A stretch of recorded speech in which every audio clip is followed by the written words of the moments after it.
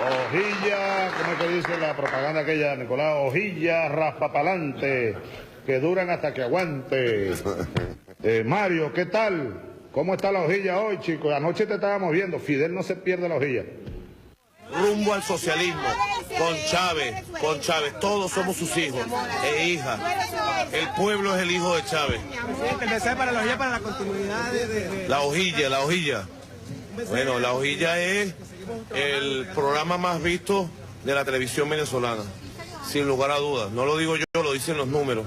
El programa con más credibilidad que hay. Y Mario Silva es un gladiador, amado por el comandante Chávez. Mario Silva, amado por Chávez, valiente, gladiador, inteligente gladiador, él y todo su equipo.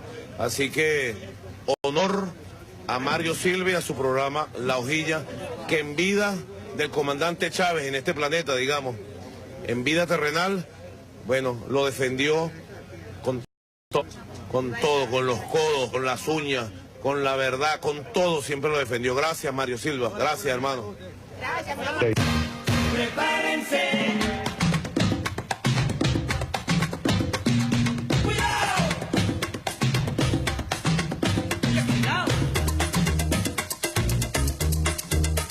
Bueno, yo además de cristiano, yo no soy solo cristiano. Yo soy un revolucionario y también soy marxista. Asumo el marxismo. Evolución es sentido del momento histórico. Es cambiar todo lo que debe ser cambiado. Es igualdad y libertad plena. No se trata de solo de hablarlo y proclamarlo, hay que construir el socialismo, nuestro socialismo en el siglo XXI, en Venezuela, en el marco de América Latina y en el marco de los acontecimientos mundiales. Estaba indicándole al compañero presidente de la Asamblea Nacional, que también están aquí, los despedidos de las empresas de embutidos Hermo, que también los votaron. Y ellos creen que la información que yo tengo de Hermo viene de los obreros, y eso es mentira. No, eso de que no tienen para pagarle, eso es mentira. Eso es mentira. Bien. Muchas gracias, camarada presidente, vicepresidenta. Voy tú sabes, ahorrando papel. Yo tengo por acá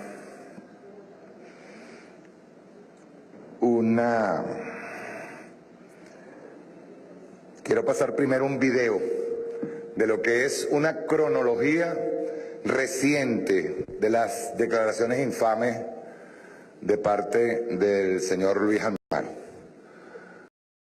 Quiero que vean esas declaraciones porque su intervención en Miami, en Florida, no de College, pero luego hay la Colombo venezolana, donde ya se tengo un análisis con respecto a esto, que lo voy a hacer luego, que ustedes vean cómo fue la seguidilla de declaraciones. Incluso todo esto que les voy a mostrar ahora forma parte de medios de comunicación colombianos de derecha,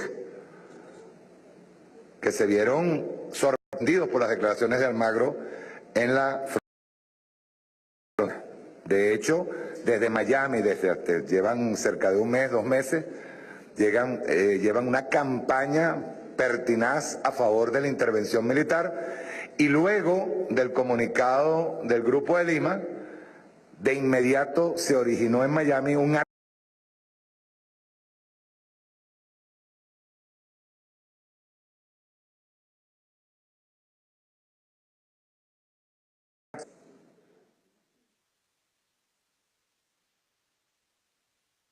Hay que tirar la dictadura, porque si no, el año que viene vamos a estar lamentando que hay 2 millones más de venezolanos que han tenido el país. No hay soluciones para el pueblo venezolano, no hay derechos para el pueblo venezolano. venezolano, no hay alimentos para el pueblo venezolano, no hay salud para el pueblo venezolano. Se necesita tirar esta dictadura. Definitivamente no podemos ser permisivos y no podemos escatimar esfuerzos, ni podemos descartar ninguna medida para tirar abajo esta dictadura. Lo último en Noticias Caracol. Y atención que por primera vez el secretario general de la OEA, Luis Almagro, no descartó una intervención militar en Venezuela como salida a la grave crisis que vive ese país. El diplomático habló durante una visita a la zona de frontera. Juliet Cano tiene todos los detalles. Juliet. Buenas noches. Luis Almagro dijo aquí en plena frontera que no descarta una intervención militar en Venezuela. Intervención militar para derrocar al régimen de Nicolás Maduro. Creo que no debemos descartar ninguna opción, porque definitivamente, el régimen de Nicolás Maduro, lo que está perpetrando en materia de crímenes de lesa humanidad contra su población, en violación de derechos humanos, en sufrimiento de la gente, en el éxodo inducido que está impulsando, hace que las acciones diplomáticas estén en primer lugar. No va a dar ninguna acción. 11 de los 14 países que conforman el Grupo de Lima expresaron a través de un comunicado su preocupación y rechazo ante cualquier curso de acción o declaración que implique una intervención militar en Venezuela. El comunicado conjunto, apoyado por Argentina, Brasil, Costa Rica, Chile, Guatemala, Honduras, México, Panamá, Paraguay, Perú y Santa Lucía, responde al planteamiento expresado el viernes por el secretario general de la Organización de Estados Americanos, Luis Almagro, en declaraciones durante su visita en Colombia, donde afirmó que no se debe descartar ninguna opción tras haber consultado sobre una posible intervención militar. Colombia, pese a ser uno de los miembros, no adhirió al pronunciamiento. El secretario general de la OEA tuvo que salir a matizar sus afirmaciones del viernes pasado sobre una eventual intervención militar en Venezuela. Tras recibir una ola de críticas de los países de la región, Luis Almagro aclaró que cualquier acción debe ajustarse a la ley. Todos los países miembros del Grupo de Lima, excepto Colombia, expresaron su preocupación y rechazo a una intervención militar. Colombia explicaría después que no firmó, pues no hubo coincidencia total en los términos de la declaración. Gobiernos más cercanos a Venezuela también expresaron su rechazo. Para Cuba, por ejemplo, Almagro cruzó una línea roja. El secretario de la OEA publicó entonces este video en el que intenta explicar su mensaje. No corresponde que me explique y por lo tanto no lo voy a hacer, pero sí corresponde que profundice. Luego se endurece de nuevo. Hablemos de lo que tenemos que hablar, del horror de la dictadura y sus consecuencias, y de la fuerza que nos da el derecho internacional y los instrumentos del sistema jurídico interamericano. Sin embargo, aclara. Por supuesto, las mismas, siempre, deben ser en el marco del sistema interamericano de protección a la democracia y los derechos humanos, así como del derecho internacional público. Y concluye. La dictadura venezolana querría que me fuera. Yo seguiré luchando contra la misma hasta que caiga, donde sea, como sea. Aquí la pregunta es, ¿metió la pata el señor Almagro o no? Bueno, mira, de entrada fue muy cuidadoso. Me pareció más curiosa el aparente intento de corrección que sacó en un video de tweet donde dice que fue malinterpretado que lo que dijo originalmente, porque finalmente él estaba allí para llamar la atención y sus declaraciones evidentemente tuvieron ese efecto. En algunos casos fue un efecto adverso porque obviamente los miembros del Grupo de Lima lo dijeron, hey, colócate en tu lugar. Luis Almagro no es la OEA. La OEA es finalmente la suma de las voluntades de sus 34 países miembros y en este momento claramente no hay un consenso regional ni hemisférico para que haya una intervención en Venezuela. Viniendo del dirigente de un organismo internacional basado en el derecho internacional, supranacional, que tiene que responder a las voluntades de distintos países, me parece un pronunciamiento realmente impropio y que me parece difícil que pueda contribuir a solucionar el fondo de la cuestión. Lo que ocurre es eso, que nos deja la idea de que el tema se abordó a puerta cerrada y lo que pasó probablemente, lo que tal vez habría ocurrido, es que el secretario general de la Organización de Estados Americanos habló sin darse cuenta de un tema que se supone que tenía que dar en la reunión, en discreto, en privado y no en público. Bien. Como le dije, voy a leer para poder respetar el tiempo a los compañeros que van a exponer su punto de vista, ¿no? Yo voy a comenzar con un pensamiento de Mao Zedong. Dice así: hacer la revolución no es ofrecer un banquete, ni escribir una obra, ni pintar un cuadro, o hacer un bordado. No puede ser tan elegante, tan pausada y fina, tan apacible, amable, cortés, moderada y magnánima. Una revolución es una insurrección, es un acto mediante el cual una clase derroca a otra. Lo dice clarito, ¿verdad? Ahora, en consecuencia, nosotros debemos partir de un hecho claro. Estamos en guerra. Ese es el hecho claro. Y esto no es de ahora. Todo aquel que se sustraiga de este hecho incuestionable, que estamos en guerra, no ha entendido aún que la revolución bolivariana nos ha costado una y otra vez sangre, sudor y lágrimas. Y ha sido acompañada siempre por la fe de un pueblo que ha superado con creces todas las conspiraciones, planes desestabilizadores en lo económico, en lo político, en lo social, actos terroristas, manipulaciones, siempre con la esperanza y el amor como bandera. Créanme, este pueblo es maravilloso y yo creo que un aplauso ni siquiera es suficiente para ellos.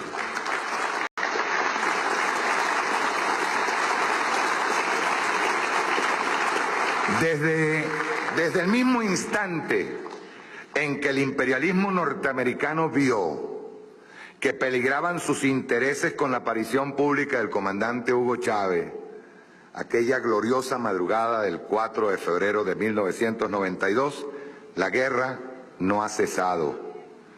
Y debemos entender que no hay más respuesta, que no hay más opción que la lucha permanente por consolidar la patria socialista que inició el comandante Chávez y encabeza el compañero Nicolás Maduro junto al pueblo bolivariano. ¿Qué estamos defendiendo? Ustedes discúlpenme este preámbulo, pero para poder hablar de Almagro, yo tengo primero que llamarle atención a la gente, decir qué estamos defendiendo a nuestro pueblo. Nada más y nada menos que nuestra soberanía, nuestra independencia y el derecho inalienable a la libre determinación de nuestro pueblo. El derecho a utilizar nuestros inmensos recursos para beneficiar a las mayorías, a los obreros, a nuestros campesinos que hoy se presentaron acá, a los que por demasiado tiempo fueron olvidados y que en buena hora el comandante Chávez decidió honrar y ahora el presidente Nicolás Maduro decidió proseguir la obra del comandante Chávez. Nada más y nada menos, camarada. Imaginen el tremendo trabajo que tenemos encima. No es poca cosa. Por eso, repito, estamos en guerra y debemos actuar en el contexto de la guerra. No podemos seguir siendo ingenuos. Primera pregunta que yo me hago aquí, porque tenemos que empezar a hablar de un ejercicio de escenarios por encima del rechazo que provoca este personaje, Luis Almagro, ese rechazo, ese asco que provoca el haberse no solamente convertido en un lamebotas del imperialismo norteamericano, sino en una herramienta para poder derrocar la revolución bolivariana. Y no es solamente la revolución bolivariana, sino el liderazgo que dejó la revolución bolivariana en el mundo. Eso hay que tenerlo muy claro.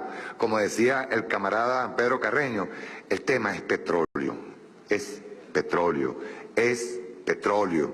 Yo veía el otro día a Jaime Bailey diciendo, Pedro Carreño me corrigió, y yo le dije, no puede ser tan idiota. O sea, Jaime Bailey diciendo que en Venezuela se está agotando el petróleo, que no hay oro, que no hay nada de eso, y que, entre otras cosas, el presidente Nicolás Maduro fue a mendigar un préstamo a los chinos, que ya le debemos media Venezuela a los chinos y que fueron a solicitar otro préstamo. Y resulta que fue una invitación del gobierno chino al presidente Nicolás Maduro, y no voy a responder lo de los recursos naturales porque sería una soberana estupidez por mi parte. Ahora, Lo de Jaime Bailey me preocupa, porque como me dijo Pedro Carreño, Jaime Bailey está haciendo su trabajo, ciertamente lo está haciendo. El tema es que lo que me preocupa es que la opinión pública, o en este caso el pueblo norteamericano, esté tan alienado que de verdad escuche a un Jaime Bailey y llegue a creer que de verdad aquí nosotros no tenemos ningún recurso. Eso sí es preocupante. Y es preocupante para las condiciones en que está en este momento Norteamérica, que hay que entenderlo también. Ahora, primera pregunta que yo me hago aquí. ¿Luis Almagro está actuando por razones personales o porque obedece a la desesperación de no ver cristalizado el deseo del derrocamiento del presidente Nicolás Maduro y la caída de la revolución bolivariana? No. Repito, Almagro, lejos de ser ya, y eso está ya más que confirmado, ser un personaje asqueroso utilizado por el imperialismo norteamericano, está obedeciendo instrucciones.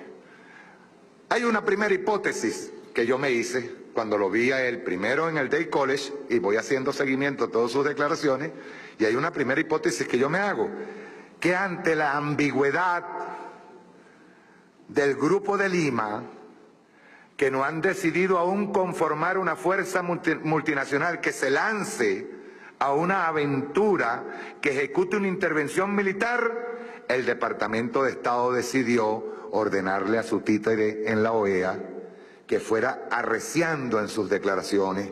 Lo hizo a medias y exaltado en el Day College en Miami, y terminó haciéndolo más claro en la frontera. En la frontera fue incitación a la intervención militar. Lo hizo al más puro estilo de Nikki Haley, que también estuvo allí donde declaró el señor Almagro. Rastrojo en el camino, sin ser carroña, ve como el buitre ha de devorar lo vivo. Siglos de sol en la piel, comandante, llevo en mis genes, llevo el arado y llevo sembrado el dolor entre mis sienes. Buenas noches, ¿cómo están todos? Bienvenidos a La Hojilla. Hoy tenemos a dos constituyentes, Saúl Ortega y Fernando Soto Rojas. Yo te hice una pregunta cuando estábamos viendo el video. Dame tu opinión con respecto a ese comunicado que saca el Grupo de Lima, en donde, de paso, que recibió una respuesta, pero virulenta, por parte de los medios de comunicación, que son venezolanos, o sea, son todos los que trabajan aquí en RCTV Globovisión, en Miami. Mira, yo creo que ese grupo ha venido mutando. Lo podríamos ubicar en el contexto de lo que fue la cumbre de Mar de Plata, donde se enterró al ALCA, con aquella famosa actuación de Chávez, Lula, Kirchner, o sea, la época de oro, pues, de América Latina. Aparece lo que se llama el grupo, la Alianza del Pacífico, donde está Chile, está Perú, Colombia y México. Era como una respuesta a la derrota de un proyecto de colonialismo económico, pero no tenían todavía una definición de cuál era su papel. Simplemente contrarrestar lo que estaba apareciendo, que era la lucha por nuevas condiciones, que no era otra que una agenda propia de América Latina, la búsqueda de lo que el comandante tanto luchó, que era el término de la unión, porque él lo refería un poco al Congreso Anfitriónico de Panamá, donde se hablaba de la unión perpetua de naciones. El comandante siempre dijo que la política iba adelante y que debía hablarse de unión, integración y cooperación. Con todas las diferencias. Con todas las diferencias, eso más o menos empezó a amalgamar un proyecto de nuestra América que empezó pues con todas las consecuencias aguas abajo que hizo, que fue el nuevo mapa que permitió que el ALBA, que permitió la UNASUR, la CELAC, y todos estos instrumentos de arquitectura geopolítica que le daban un rostro propio a América Latina, incluso que llegó a avanzar hasta tener una cumbre de comandantes de ejército para discutir nuestra seguridad y no la seguridad de ellos. Todas esas cosas ocurrieron allí. Con el tiempo, los gringos lograron, digamos, darle perfil a este grupo, o a esta Alianza del Pacífico, que migró a lo que hoy, con perfil propio, tiene el Grupo de Lima, y que sí se plantea, en primer lugar, desmontar la arquitectura geopolítica que Chávez y sus amigos habían conformado. Y por eso es que tú ves que ya eso tiene consecuencias, como que Colombia renuncia a la UNASUR, el señor de allá del Ecuador pues viene y secuestra la sede, ¿no? Ecuador renuncia al ALBA. O sea, estamos teniendo un conjunto de acciones que apuntan a atacar la estructura geopolítica que le permitía a América Latina de verdad avanzar con agenda propia. Y es que no es poca cosa. Esta época de oro permitió incluso que se diese la cumbre de San Pedro de Sula, donde la OEA pues termina levantando las sanciones a Cuba. Eso era impensable, cosas como esas. Pero no solamente, sino que la cumbre del 2014 en La Habana, ¿no? Y Cuba pues en la directiva de la CELAC, allí se saca la declaración de que esta es una zona de paz, libre de...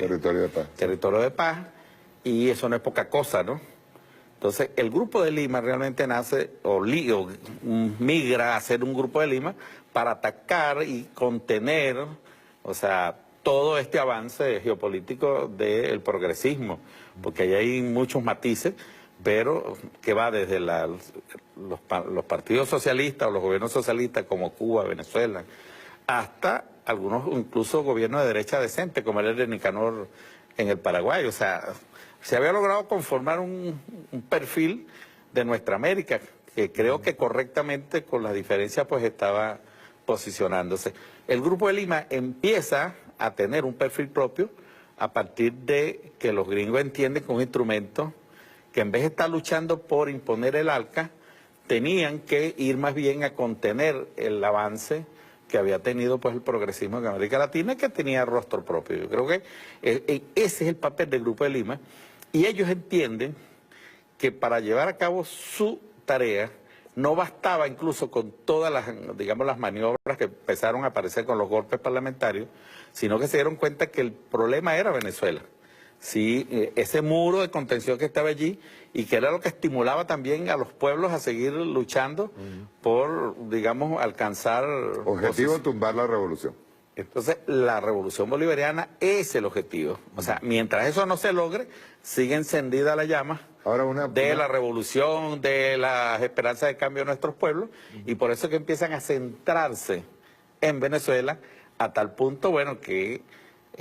yo creo que es correcto lo que tú tienes en los videos, pues esa reunión se convocó para eso, para el desespero, porque se les ha caído todo, Mario, todo lo que han montado para derrocar el gobierno, desde implosionarla desde dentro, provocar los conflictos regionales para acusarnos de ser una amenaza regional. O sea, el problema migratorio, ¿no? Está dentro de, bueno, una estrategia que ellos tienen, que es los derechos humanos, narcotráfico, terrorismo, hay una pregunta, armas de destrucción masiva. Saúl, hay una pregunta que quiero hacer. O sea, el hecho claro es que ahí entonces, hoy nos encontramos con una contradicción, porque hay dos agendas. Está la agenda del Grupo de Lima, que es una agenda golpista igualmente, y de presión, y está la agenda norteamericana, porque este año, 2018, y eso lo refleja ahí en la Asamblea, hay visitas de 4 personalidades importantes del gobierno norteamericano. Primero está Rex Tillerson, que fue en febrero, creo, no recuerdo ahora la fecha. Luego viene Mike Pence. Luego viene Mattis. Y hay uno tercero que viene también. Incluso hay una reunión estrenándose como presidente Duque con Pompeo, con Mike Pompeo. Pero fíjate bien que la agenda norteamericana, que era en apariencia en toda Latinoamérica, se centró exclusivamente en Colombia. Y fíjate que del Grupo de Lima, el único que no firma es Colombia. ¿Por qué? No, yo creo que la agenda es una sola, es la agenda gringa. Simplemente que tú viste los escareos que hubo en la OEA, que en ninguno de los escenarios pudieron definitivamente pasar que lo que ellos querían que era que les aprobaran la intervención. Exacto. Eso es lo que querían. Entonces, no se podía en la OEA. ¿Y cuál es el escenario ideal para eso? El Grupo de Lima. Tú te preguntas por qué. Porque es que en las últimas guerras donde ellos han ido, los americanos ya no van solo a las guerras, le tienen miedo, tienen terror a eso. Sí, y quieren sobre ir todo a la opinión pública interna. Y después de la situación en Afganistán, que Bush dijo que esa guerra se había ganado y había terminado, y ahí están en la mesa discutiendo con todos los talibanes, porque bueno, el territorio lo controla el movimiento talibán. Entonces, ellos no les ha ido bien en ninguna guerra. Incluso tú vas a Irak y la situación es muy difícil. En Libia incluso están negociando que el hijo de Gaddafi pueda conformar un gobierno de unidad nacional allí para resolver el problema de la guerra interna fratricida que hay allí. Entonces, esa situación hace que ellos no van a ninguna intervención solo. ¿Y cuál es el ideal escenario? El Grupo de Lima. Simplemente que allí también hay contradicciones, Mario, y que es lo que reclama Almagro, porque esa reunión sí se convocó con ese único objetivo. Exacto. Y no hubo la posibilidad de acordarse, porque bueno, ellos también son temerosos. Ellos saben que una intervención en Venezuela abriría un escenario... Todas las posibilidades. Que nadie sabe, pudiésemos saber cómo comienza eso, pero no cómo va a terminar. Y mucho cuidado si esa crisis militar en Venezuela se extiende por todo el continente. Exacto. Y un 2-3 Vietnam que se hablaba en la época del 60, 70, ellos siguen con ese fantasma. Entonces yo lo que creo que esa es la contradicción que hay entre los gobiernos que están muy mal. Porque revisa el de Argentina, tú mismo lo dices, el de Brasil, que por poco se cae con una huelga petrolera y de transporte. Si tú te pones a revisar, gobierno por gobierno, todos tienen problemas, incluso Colombia. Pasa que la oligarquía tiene mucha hambre a nuestras reservas de petróleo y quiere meterse como sea aquí. O sea, está más involucrada que los de las nuevas medidas económicas del presidente, sobre todo el llevar la gasolina al precio internacional es terrible para ellos. Mira, la crisis en todas las poblaciones colombianas en este momento son terribles, porque es que esa población vivía de ese comercio del contrabando de la gasolina, y el Estado colombiano no tiene suficiente gasolina o no produce suficiente gasolina para abastecer ese mercado o esa población, y el hecho que ellos la sigan contrabandeando, pero a precios superiores a los internacionales, que es donde la tienen que vender en Colombia, bueno, eso impacta en los bienes y servicios allá y genera una crisis terrible. Y mucho cuidado si vamos a empezar crisis migratoria allá para acá, Mario. Vamos a tener nosotros que alertar al Estado venezolano a tener que tomar sus previsiones, porque entonces ya eso lo hemos vivido y pudiese repetirse de nuevo, bueno, las migraciones colombianas descontroladas, bueno, tratando de sobrevivir, porque su gobierno allá no hay programas sociales que atienda la emergencia que crea la nueva situación. Coto. Yo creo que ellos iniciaron una contraofensiva con el golpe de Honduras para recuperar posiciones institucionales perdidas como consecuencia de la ofensiva bolivariana y el eje Cuba-Venezuela, etcétera, etcétera. Pero en ese proceso han tenido obstáculos importantes. Primero, cuando uno revisa todas las intervenciones norteamericanas en la región y más allá, Medio Oriente, ellos no han podido consolidar ningún país con cierta credibilidad capitalista, con cierta estabilidad social, y como hicieron con el pasado, pues. Bueno, tumbaron a Cipriano Castro y la dictadura de Juan Vicente Gómez fue una estabilidad, pues. Derrotaron el proceso de lucha armada y el Che y todas esas cosas nosotros, y el puntofilismo significó una alternativa. Ahora no, ahora muchos de estos del llamado Grupo de Lima están montados sobre una olla con una resistencia popular que hay que medirla muy bien. En este momento, dentro de las próximas 48 horas, se va a decidir una confrontación que hay a nivel de las clases dominantes, en el caso de Lima, pues, entre la Asamblea, el Congreso... O sea, este presidente que ni siquiera fue electo, que no fue electo, pues. El descendiente de la vagamundería de Kuczynski, está también en Pico de Zamora. Y que lo que tiene son 15, 20 diputados, pues, contra una mayoría aplastante de fujimoristas y tal. Es una lucha entre corruptos y menos corruptos allí, que no sabemos cómo va a determinar. Pero más allá de eso... Discúlpame, Soto, no ha habido un solo presidente de Perú que sobreviva a un hecho de corrupción. Después de Alan García para acá, imposible. Todos. Parece que es el niño de pecho de Alan García. Bueno, por otra parte, están los ejércitos de la región, pues.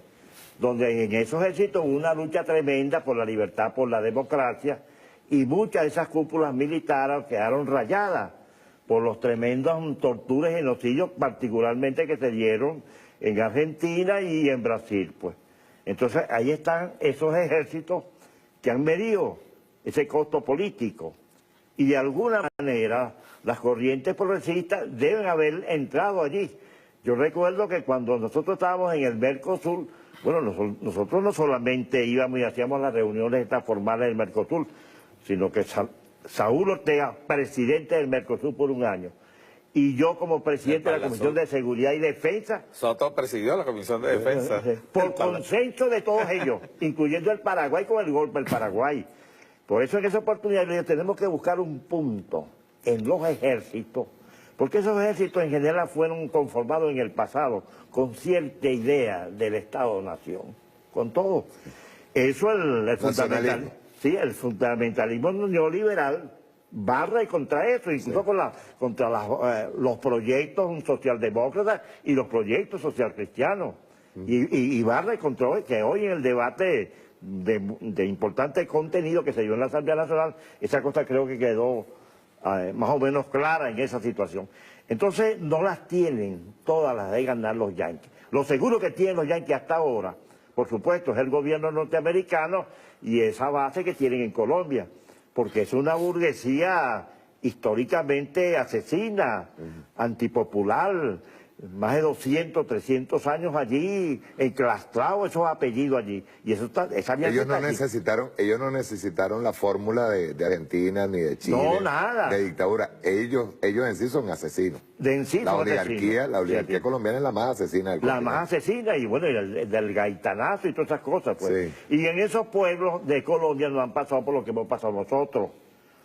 La guerra de independencia, la guerra federal, esos procesos han conducido a muchas cosas aquí en Venezuela. Entonces, la conclusión básica es que hay contradicciones importantes y hay que darle seguimiento, porque los yanquis, después de la derrota vergonzante que tuvieron en Vietnam, ellos no se van a tirar en una guerra de confrontación, que por lo menos tendrán que meter 300 o medio millón de norteamericanos, pues. Ellos tienen que involucrar a esos estados, a esos gobiernos y a esos ejércitos, a una pelea de pueblo contra pueblo, de ejército contra ejército, y creo que ahí es donde está la piedra de tranca. Por otra parte, la revolución bolivariana tiene prestigio. El chavismo no solamente existe nacionalmente aquí en Venezuela, no, es una corriente histórica y que hemos vivido. Bueno, el último viaje que hice yo al sur de Argentina para homenajear a los sobrevivientes de la guerra de las Malvinas. Después que se hicieron los ricos ahí, supieron que andaba una delegación de venezolanos, Cristian Serpa y yo, y nos cayeron más de 20, 30 soldados. Y yo le dije, mire, nosotros somos chavistas. ¿Usted estuvo en Venezuela? No. ¿Conocieron al presidente Chávez? No, somos chavistas. En el Medio Oriente, cuando la guerra aquel que el presidente Chávez huele a azufre y lo que hizo en las Naciones Unidas, bueno, en Beirut se hizo una concentración de 1 millón de personas, de árabes, de palestinos, y cuando el secretario general de Hezbollah, que es una fuerza militar, política y masa competente en el Líbano, dio las gracias a Venezuela y señaló a Chávez, bueno, aquello parecía la Avenida Bolívar, 1 millón de personas allí. En el mismo Rusia, nosotros tuvimos hace 2 o 3 años que estaban invitados los presidentes de las asambleas, pues Diosdado no pudo asistir, total que me mandaron a mí junto con el hijo de Jesús Faría, hijo. Bueno, no ve el respeto que uno tiene allí, pues. Y el liderazgo de Putin, con una encuesta del 85%. La plaza hacían los viejos comunistas y es que tiempo que no se llenaba esa plaza. Los actos de masa que... Y de alguna manera el chavismo está presente allí. Cuando muere Chávez me dicen que serán cuadras de gente llorando por Chávez. Bueno, y Chávez no había dado ahí ninguna cestatique, ni nada de esas cosas. Pues. Es el poder movilizador de las ideas. Exacto. Por eso me gustó mucho ese jaloncito de oreja que tú lanzaste a todos nosotros allí. La necesidad de darle una voltereta a muchas de nuestros embajadores, pues. Embajadores y cónsul. Embajadores y cónsul. Nosotros tenemos en cada país un territorio de liberación. Y ese territorio de liberación tiene que convertirse en un territorio de información.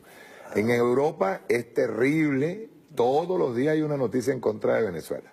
Entonces nuestros embajadores y cónsul tienen que tener una agenda de respuesta. Mira, hace tiempo, yo recuerdo creo que en 2008-2009, 4 camaradas con el embajador de Holanda nos propusimos hacer un encuentro de todas las corrientes de toda Europa. Y nos concentramos un buen día del 2009, al de Alemania, inglés, el ruso, todos los idiomas, la cosa. Hicimos una concentración de una encerrona, como llamo yo, de 3 días y 3 noches. Y metimos 11 embajadores, de su testigo Moncada y varios embajadores. Bueno, y ahí nos dieron toda una información de la crisis que está en Europa y de lo que venía en el Medio Oriente. Pues.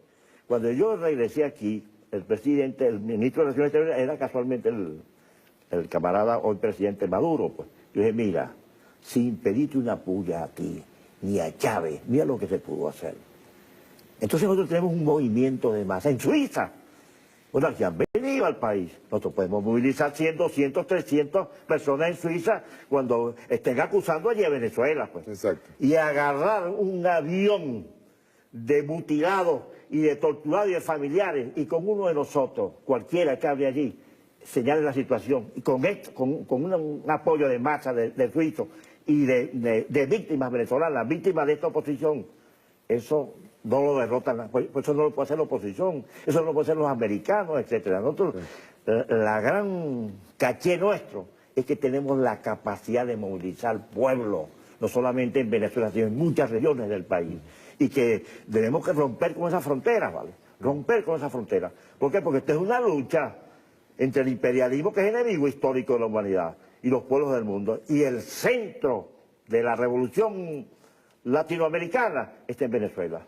De acuerdo a cómo se resuelvan las dos grandes contradicciones históricas que como pueblo combatiente por la independencia, por la libertad que somos, la contradicción imperio-nación, imperio-humanidad, que es la principal que rige toda esta situación, y la contradicción capital-trabajo en la construcción de una sociedad socialista, de acuerdo a cómo manejemos eso dialécticamente y creadoramente, así se resuelve esta cosa. Creo que nuestro mando político, militar, tiene comprensión científica del terreno que estamos pisando.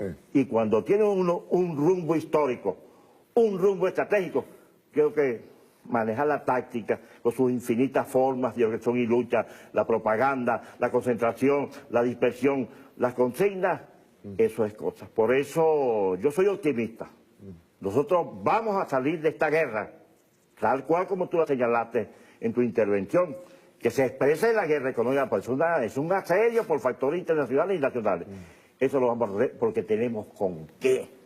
Tenemos una politización del pueblo como nunca. Y tenemos los recursos materiales en este territorio y alianzas significativas e importantes, porque el mundo está cambiando, y está cambiando no a favor de los norteamericanos. Sí. Vamos a ver la intervención de Diosdado, que fue al final de cuando se hizo el cierre. ¿La tienen? Ponla.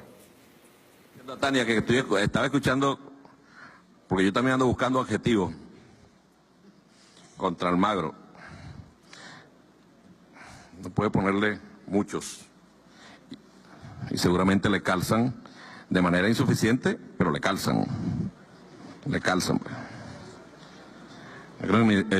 Almagro es un gran miserable. Miserable. Miserable, cargado de odio, de resentimiento, de complejos. Almagro dijo que no se iba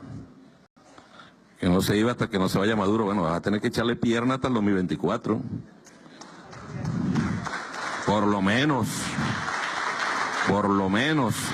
Con el problema para Almagro que él en mayo del 2020 se le acaba su tiempo como jefe de la...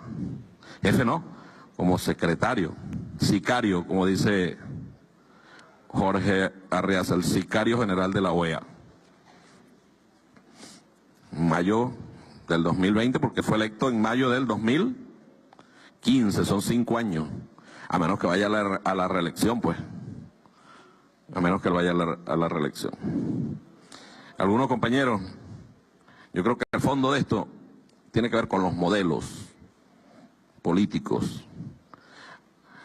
Almagro no ha tocado a México. No opina sobre México. Pareció ahorita un contenedor con 157 cuerpos adentro. Calladito. A que comience a tocarlo cuando López Obrador reciba la presidencia. Cuando López Obrador, eso es ahora, ¿verdad? Pronto.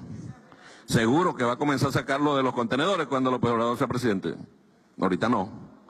Con sentido del imperialismo, Peña Nieto con su gabinete entero, que son incapaces de reclamarle al imperio que lo tienen ahí al lado. Muy sumisos, muy sumisos. Probablemente, así como Santos ahora vive en Estados Unidos, el lugar de residencia de Almagro, luego que finalice su gestión, va a ser Estados Unidos.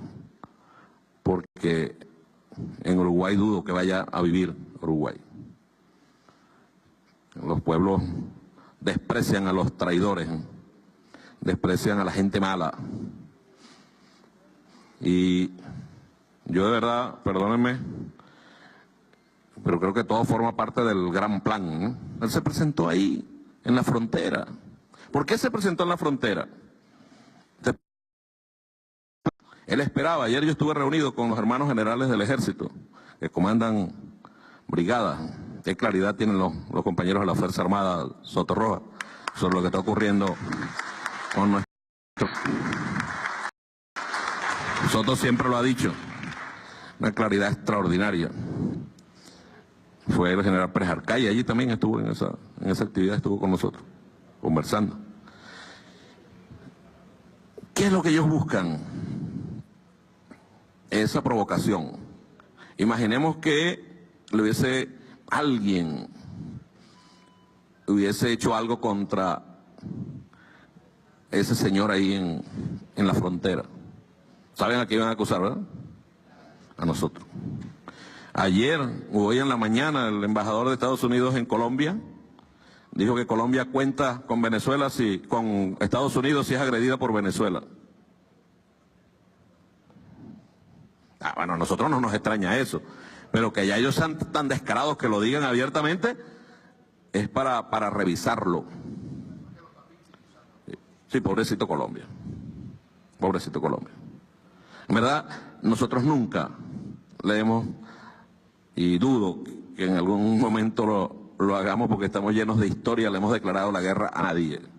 Nosotros lo que hemos hecho es defendernos, y cuando el ejército libertador salió de nuestra frontera, fue a libertar naciones, a liberar naciones. Entre ellas Colombia, entre ellas Perú, Ecuador, Bolivia, creada por el padre libertador, Panamá. Se les olvidó. A ellos se les olvida eso con facilidad. Lo cierto es que cuando Almagro, después que dice eso, que todo el mundo lo escuchó y con la intención que lo dijo, da otra declaración retractándose de lo que dijo, y eso sí es ridículo. Juan Domingo Perón decía que la gente puede regresar a muchas partes, pero del ridículo no. Y ahí, cuando él asume, no, yo no dije nada, pero bueno, hermano, todo el mundo te escuchó. ¿Por qué no sostiene su palabra? ¿Por qué no dice que sí? Probablemente porque es cobarde. Probablemente porque es un cobarde, creo que lo ha demostrado con sus actos. Se esconden, normalmente se esconden detrás de aquello que dice él que es un demócrata, ¿no? Su cobardía.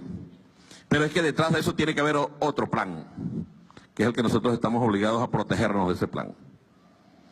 No caigamos en la provocación del imperialismo.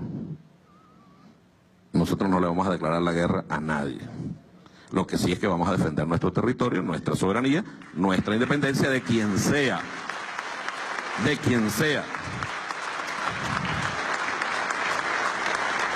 Hoy lo decía el compañero presidente Nicolás Maduro en una rueda de prensa. Nosotros no, ante las evidencias de los ataques del gobierno colombiano, el gobierno de Uribe, contra Venezuela, que es un gobierno enemigo nuestro, nosotros no le vamos a responder a ellos así. No. Dentro de poco esos países que hoy nos atacan, esos pueblos ellos van a tener que explicar a esos pueblos el desastre que tienen y que han venido tapando con la crisis que ellos han generado en Venezuela. ¿No ves? Las cifras de cuántos se han ido. ¿En verdad es importante la cifra para ellos? No. Lo importante es el escándalo mediático. La cifra es un elemento, pero es el escándalo mediático bien hecho. Bajan a la gente a los autobuses, los ponen a caminar por la orilla y son el nuevo paso a los Andes. Creándolo. Siguen estos días intensificando.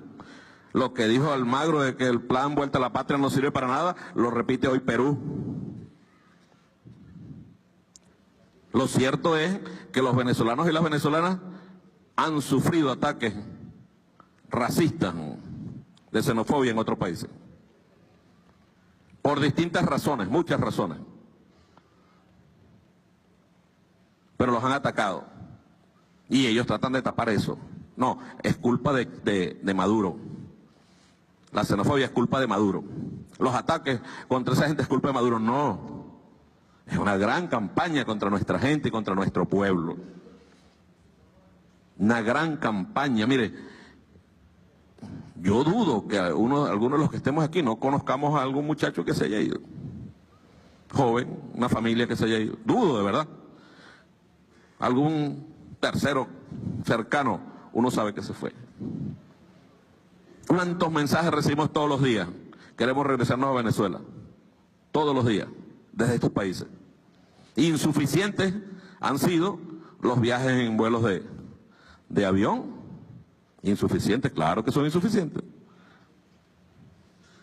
Para los que se quieren venir, que no han conseguido ni trabajo, ni casa, ni estudio, ni salud, ni siquiera cariño, ni respeto. Aquí nosotros no estamos acostumbrados a tratar mal a la gente. Todos los que estamos aquí, que venimos de distintas partes de Venezuela, sabemos cómo es cuando llega un amigo a la casa. Lo primero que uno le ofrece es café. Y después le pregunta, ¿comiste? Y si uno voltea para la cocina y hay comida para dos, no importa que llegaron 3 más, la comida alcanza para todos. Así somos los venezolanos. Siempre ha sido así. ¿Ustedes creen que Almagro es capaz de eso? Almagro es un miserable. Es un gran miserable. Y lo cierto es que en el 2020 Almagro, muy casi seguro, no va a ser secretario general de la OEA, pero Nicolás Maduro seguirá siendo presidente de Venezuela. Eso sí es seguro, Almagro. Anótalo donde tú quieras. Anótalo donde tú quieras. Vamos a ver quién te va a parar después, Almagro. Cuando te declares el inecto, el más inecto de este siglo, de lo que va este siglo. Todos los recursos, todos los amigos, toda la fuerza, y no has podido con Venezuela. Ni va a poder.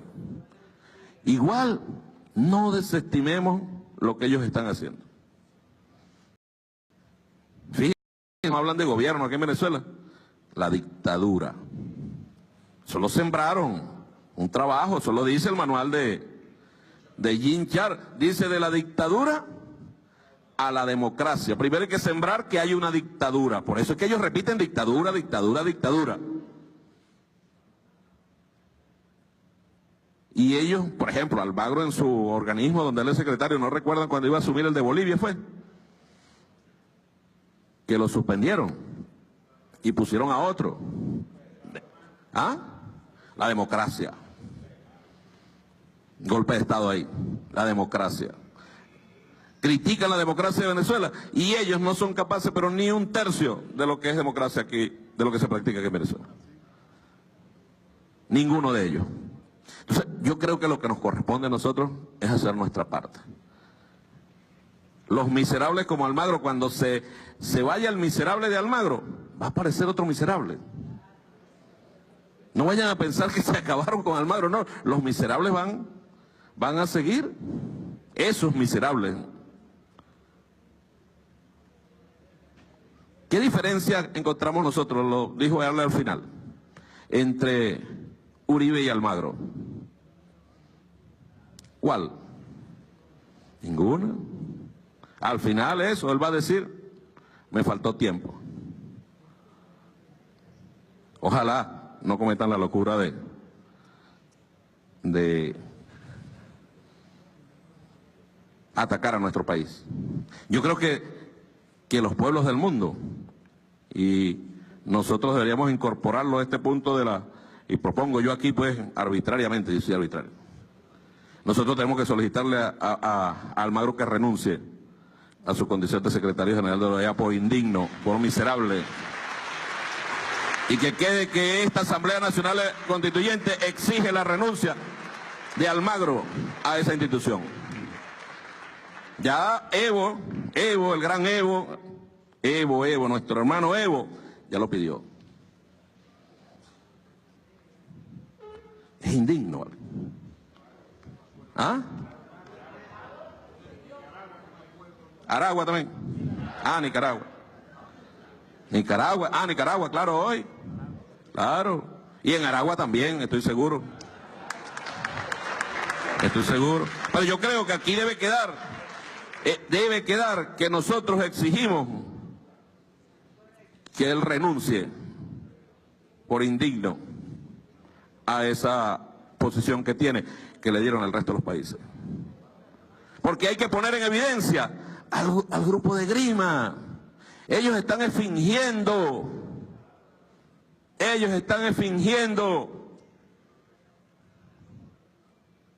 que están en contra. Mentira, ellos no están en contra, ellos quieren que se vaya Nicolás y que se acabe la revolución bolivariana, porque son dos modelos, ¿vale? Distintos. ¿Por qué no hay problemas para la OEA en Colombia? No hay problemas en... Mire, Duque lleva por día un muerto, dirigente social. Un muerto por día. Va camino a batir el récord de Santos y de Uribe. ¿Por qué no hay, para la OEA no hay problemas en Argentina?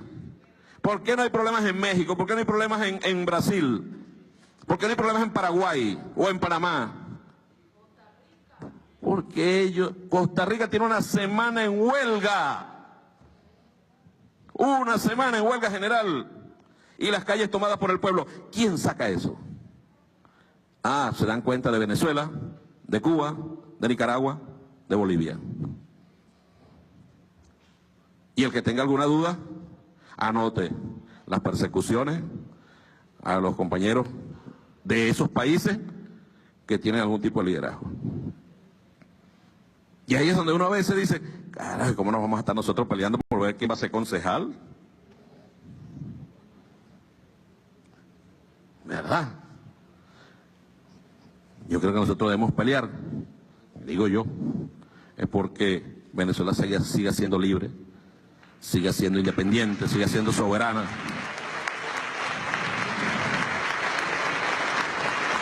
Y uno, desde aquí convertirse en verdad, como en ese faro. Muchos pueblos tienen temor por la represión de la derecha es muy mala reprimiendo. Y Estados Unidos es cómplice. ¿Dónde están, por ejemplo, los responsables de los asesinatos en Chile? En la Chile de Pinochet. Estados Unidos. El que asesinó a Víctor Jara. Lo tienen protegido ya. Al autor. No protegieron a este caballero, a Posada Carriles. Así son ellos, tienen protegido a Santos. De aquí van a terminar protegiendo a otro miserable como Almagro. Entonces nosotros estamos obligados a entreprotegernos entre nosotros. Unidos, siempre, unidos, unidos, unidos, para nosotros preservar nuestra patria. Tú me decías ahorita que México puede crear contradicciones en el Grupo de Lima con la elección de López Obrador. Mira, yo estoy seguro que sí. En primer lugar, pues bueno, conociendo a López Obrador, un hombre decente políticamente, en primer lugar tiene una contradicción con el imperio que no la puede, como quien dice, soslayar. Tiene el problema del muro, ¿no? Tiene que decir si va a pagar o no ese muro. Yo estoy seguro que va a decir que no. Sería un idiota si dijera que sí. Tiene la obligación de defender sus migrantes. Exacto. Tiene la obligación de resolver el problema que le acaba de firmar Peña Nieto. Un gobierno saliente ya por cuestión de días firmó un tratado de libre comercio ahí que es peor que el que tenía, ¿no? Está obligado a revisar eso. O sea, yo creo que las contradicciones que tiene López Obrador, creo que es un hombre serio por lo que conozco de él, dudo que se involucre en esta agenda del Grupo de Lima. Y ya el hecho que México no esté en esa agenda, México es un país que pesa mucho en nuestro continente. Tiene un peso político, tiene un peso histórico. Y eso ya descuadra los planes que ha iniciado el Grupo de Lima. Yo creo que el Grupo de Lima lo que tiene es corta vida. Y ahorita, producto de sus propias contradicciones, vamos a empezar a ver lo que es el desmembramiento y el despedazamiento de una cosa que es ahistórica incluso, porque ese Grupo de Lima no tiene ni partida de nacimiento. Generalmente cuando tú constituyes un grupo de países, lo haces con base en un acuerdo internacional o un tratado. Esto nació con la base de la mala intención contra Venezuela. Entonces, sobre esos supuestos, oye, de verdad que como dice, la suerte de ese grupo es de corta duración. Entonces, el hecho que México no acompañe esa agenda, y estoy seguro que López Obrador no lo va a hacer, bueno, ya eso le genera todo tipo de contradicciones, los que todavía permanecen en el intento. Soto, tú tú fuiste el causante de esto. Dice aquí, acuerdo constituyente de rechazo que fue aprobado a las recientes agresiones del gobierno de los Estados Unidos de América contra el pueblo y las instituciones democráticas de la República Bolivariana de Venezuela. Ya sabemos de todas las agresiones que... Y fue un golpe de timón, porque dijo, hey, no está en la agenda y propongo que anote y proponga. Ajá. Sí, porque el punto único era el rechazo a Almagro. Sí. Porque yo creo que nosotros tenemos que llegar siempre en nuestro debate a las cuestiones sustanciales. Para mí, Almagro es una figura transitoria también, de mucho más limitado que el Grupo de Lima, por supuesto. Y entonces es una breina ahí de paz en el viento. Pero uno tiene que llevar a nuestro pueblo, y sobre todo a la Asamblea Nacional, a reflexiones un poco más profundas, pues. Porque uno tiene que unificarnos en torno a las orientaciones históricas y a las orientaciones estratégicas.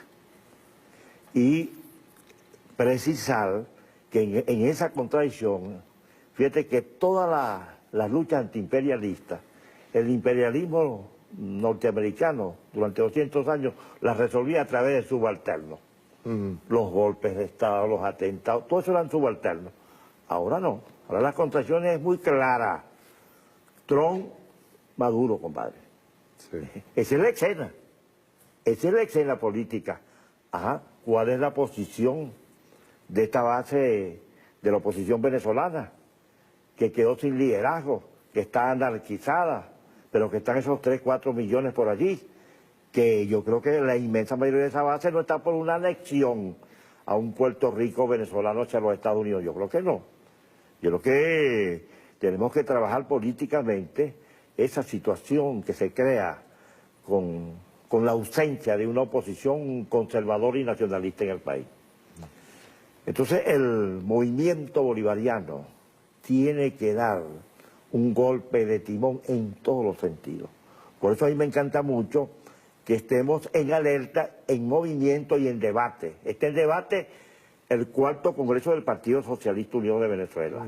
Está en debate el movimiento de trabajadores, el movimiento campesino que está muy disperso y hay que trabajar allí. Acabamos de hacer un debate de la juventud. Vienen cuestiones aniversarias muy importantes porque esa tradición de Chávez, viene el Congreso de Angostura, viene el debate sobre el texto constitucional. Esto es muy importante porque son elementos teóricos, conceptuales, que hay que establecerlos en nuestro próximo preámbulo, en las definiciones fundamentales del próximo texto constitucional, en el cual nosotros definitivamente tenemos que establecer un país libre de toda dominación, absolutamente toda dominación extranjera. Eso lo declaramos en 1811, pero no fue posible por las limitaciones históricas. Además, los cambios fueron vertiginosos desde el año 99, ahora los cambios han sido vertiginosos. Bueno, uno ve todavía la constitución que fue de verdad extraordinaria, pero yo creo que hay que hacer reajustes importantes. Sí. Y ese reajuste tiene que hacer que definitivamente nosotros tenemos que establecer una sociedad justa y amante de la paz. Y esa sociedad justa y amante de la paz es el socialismo. No hay la sociedad de clase ni el capitalismo, no es ninguna alternativa. Nunca fueron democráticos, etcétera, etcétera. Entonces, tenemos que construir un nuevo movimiento, el movimiento de trabajadores. Nosotros tenemos que resolver lo que el socialismo real no lo resolvió. Yo creo que se hicieron cosas muy importantes con la Revolución Rusa y con todas esas cosas. Pero el pueblo soviético no se constituyó en Estado.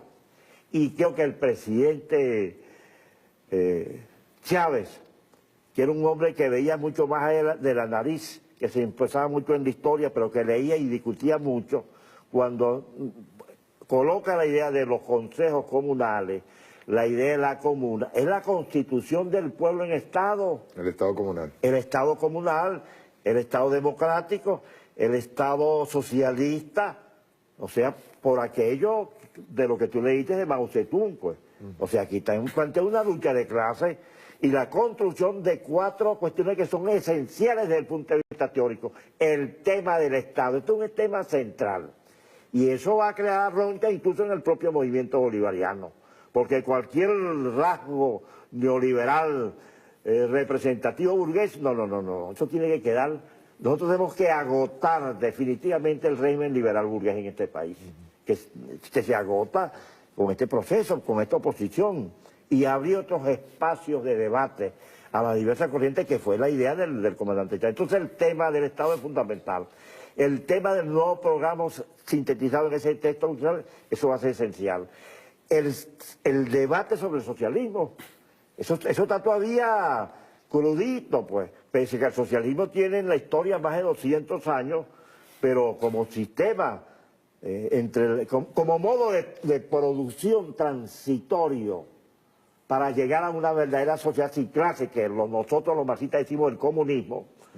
Entonces el socialismo es un gran periodo de transición, donde todavía va a circular la economía mercantil, donde va a haber lucha de clases, donde va a haber diferencia entre la ciudad y el campo, todas esas cosas.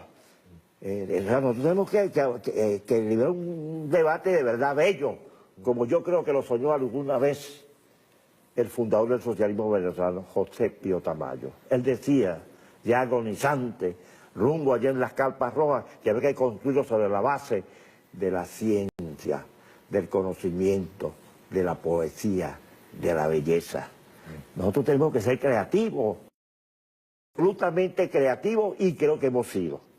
Pero todavía no hemos podido seguramente sistematizar bien una línea de masa coherente, pues, que lo entienda perfectamente el pueblo y que nos permita organizar. Hoy el presidente Chávez, el presidente Maduro, la necesidad de organizar la vida como base de la sociedad venezolana. Que nos las desmembraron. Que nos las desmembraron. Claro. Oye, 100 años, chicos, de rentismo, rompió totalmente con eso. Nos pusimos a hacer unos parásitos, tío, que no cultivamos absolutamente nada. Es una minoría de minoría la que de verdad es realmente productiva. Entonces, Venezuela tiene que ser un territorio como lo fue en 1810.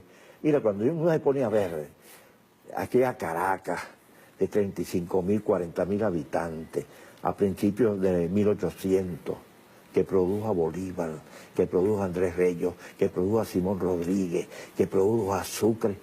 Oye, vale. Ahora, cuando yo veo a estos niños, los veo en el litoral, un niño de 10, 11 años, que nos sintetizó a todos los que estábamos allí, la Carta de Jamaica, el Congreso de Angostura y el momento político actual en menos de 11, 10 minutos. O los debates que hemos realizado con oficiales de la Fuerza Armada. Oye, eso nunca era posible. Eso no era posible en la Venezuela de 1950, de la época de Gómez, del siglo XIX. No. Fíjate ahí una cosa, Soto. Y aquí sí quiero hacer una pregunta a Saúl y que me profundice sobre el tema de las contradicciones norteamericanas. Te voy a explicar por qué. Una de las cosas que siempre, por ejemplo, en el caso de Federico Brito Figueroa, pues, que es el que saca la historia económica de Venezuela, él hablaba de que una de las cosas que le extrañó siempre al imperialismo norteamericano era ese apego nuestro hacia los próceres y apego nuestro hacia nuestras raíces venezolanas de independencia. Pues de hecho, nosotros traspasamos fronteras fue para liberar, no para invadir. Yo tengo, leyendo a Federico Brito Figueroa, yo tengo la percepción de que todo este movimiento, el movimiento bolivariano, porque tú decías que la importancia que tiene el movimiento bolivariano en el mundo, aparte del objetivo primordial de los Estados Unidos, que es el tomar el petróleo, que el petróleo es fundamental para los Estados Unidos, también está el tema de qué es lo que está ocurriendo ahora mismo en Estados Unidos.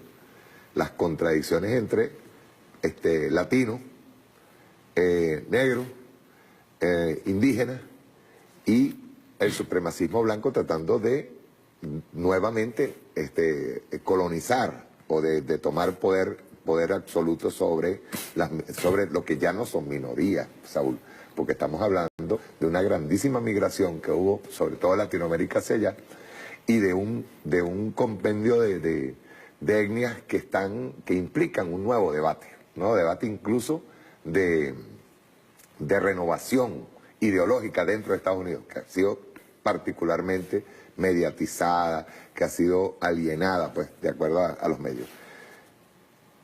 ¿Qué tipo de contradicciones estaríamos encontrando en Estados Unidos ahora mismo? Estoy apartándome del hecho económico, sino ya en el hecho social, pues. Tú eres provocador. Sí.